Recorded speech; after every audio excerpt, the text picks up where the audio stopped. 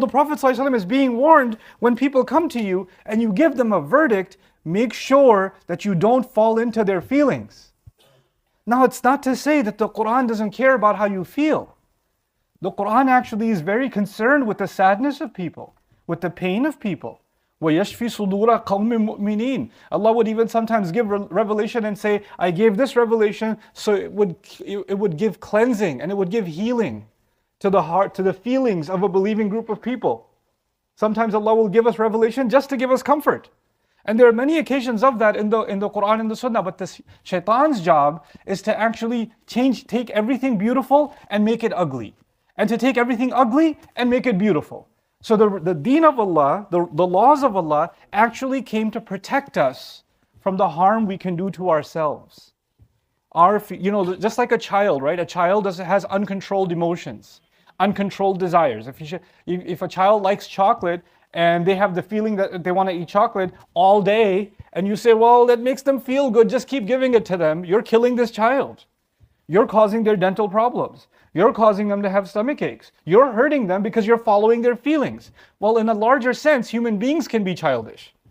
Human beings can actually act like their feelings are, all I care about is what I want to do.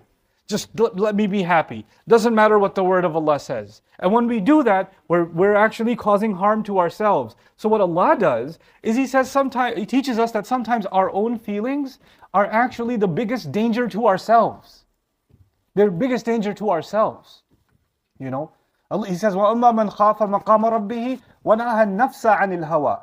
The one who feared standing in front of his master and was able to stop their own self from running into one feeling after the other. Like they stopped their whims from dictating all of their actions. In the world of marketing, I've given you this example before. When I was in business school, in the world of marketing, we studied like grocery stores. Right? And in grocery stores, the way they lay them out to this day, I studied it in like 1875, but whatever. Now, even nowadays, it's the same. When you go into a grocery store, most people go to the grocery store to get some milk, some eggs, and some bread. So you would think it's logical that they should put the milk, eggs, and bread right at the entrance. So people can come, grab it, and go to the cash register. But they put the milk, bread, and eggs all the way on the farthest end, as far away from the entrance as possible. And the reason they do that is they want you to go through all of these products and your feeling will come, I should just grab that. I should just put that in here too. Put that in here too. Put that in here too. They're hoping your whims dictate your judgments. They're hoping for that, And then you'll notice that at the exit, it's the most unhealthy products that taste the sweetest are right there at the cash register. Because as you leave, just follow your taste. Put some more candy in there.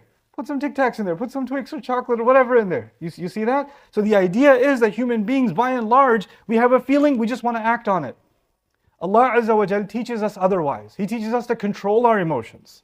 So He says to His Prophet, the first warning is when you give them their judgments, don't make your judgments bend to their feelings.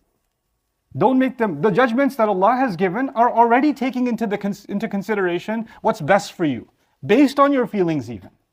He knows better about us than we know about ourselves. In one place in the Qur'an, Allah even says, أَتُعَلِّمُونَ اللَّهَ بِدِينِكُمْ. You're going to teach Allah your religion. You know better than Allah. Because sometimes we hear something Allah wants us to do, and our immediate response is, but what about? And there's a counter in our head. No, give me something else. That's not what I feel like. It doesn't feel like it's good for me. Our feelings are stronger than even the word of Allah. We have counters to it. So He warns him, first of all, don't fall into their whims. Then He says, وَاحْذَرْهُمْ. And then He says, be careful about them. Watch out for them. And these are the people of the book that are coming and asking the Prophet ﷺ questions about revelation, but also anybody who comes and asks him. He says, be careful of the ones who ask you, because the ones who come to the religion, sometimes they become a majority or they become a huge number of people. And then they say, you know what? We want this religion to fit in with the majority's opinion. We want everybody's more comfortable if the verdict of Islam was this way or that way. So let's just have enough people that can lobby and we can change the law of Allah just a little bit or interpret it a little bit differently so it fits in better with our community. It fits in better with our comfort zone. So let's reinterpret all of this because we're not so comfortable with the old way of looking at things. So he says, وَاحْذَرْهُمْ. And then he teaches us in the scariest part, the warning to the Prophet ﷺ, and therefore to us when we seek answers in our religion. He says, أَنْ يَفْتِنُوكَ عَنْ بَعْضِ مَا أَنزَلَ اللَّهُ إِلَيْكَ. That they might actually put you into trial regarding some of the things Allah has revealed to you. They start testing you about some of Allah's revelation. In other words, somebody says, let me put it this way. You know, when you're shopping, for example, if you're shopping for a home, you're like, I like the neighborhood. I like the first floor. I'm not so sure about the second floor. I like all of this. I don't like this. Or when you order food from a restaurant, you like most of what's on the plate. You leave some of the salad behind. You're like, oh, I'm not crazy about the salad. In other words, you pick. You pick. You don't like everything. You like some parts.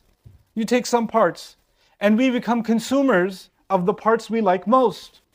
And we bring that attitude like a consumer to the religion and say, I like the prayers. Those are pretty good in Islam. But this whole riba thing, I'm not, it's a little too inconvenient. And this whole these certain prohibitions on our diet, that's a little too much.